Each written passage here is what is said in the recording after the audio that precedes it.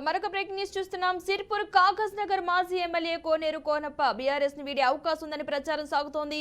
తన అనుచరులతో ఆయన సమావేశం కానున్నారు. బీఆర్ఎస్ తో బీఎస్పీ పొత్తు పెట్టుకోవడంతో కోనప్ప ఈ నిర్ణయం తీసుకున్నట్లుగా సమాచారం. ఇక బీఎస్పీ రాష్ట్ర కన్వీనర్ ఆర్ఎస్ ప్రవీణ్ కుమార్ నిన్న కేసీఆర్ తో సమావేశమయ్యారు. ఈ పరిణామాల నేపథ్యంలో కోనేరు కోనప్ప బీఆర్ఎస్ ను వీడాలని భావిస్తున్నారనే ప్రచారం సాగుతోంది. ఇక తనపై పోటీ చేసిన వ్యక్తికి గులాబీ దళంలో చేర్చుకోవడంతో కోనప్ప అసంతృప్తిగా ఉన్నారు. తన ఓటమికి కారణం ఆర్ఎస్ ప్రవీణ్ అని కోనప్ప ఆరోపిస్తూ వస్తున్నారు.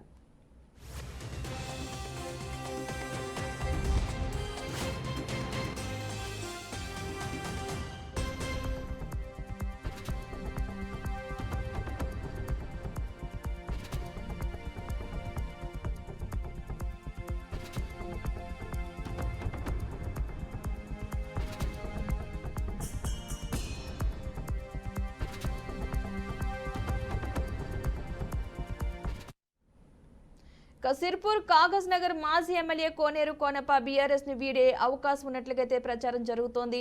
తన అనుచరులతో ఆయన సమావేశం కానున్నట్లుగా తెలుస్తోంది. ఇదే అంశానికి సంబంధించిన పూర్తి సమాచారాన్ని మా ప్రతినిధి వాసు అందిస్తారు. వాసు, పద్మ, నిన్న బీఎస్పీ అధినేత ప్రవీణ్ కుమార్ కేసీఆర్ తో భేటీ కావడంతో అక్కడ లోకల్ రాజకీయాలు మారిపోతున్నాయి, సమీకరణలు మారిపోతున్నాయి.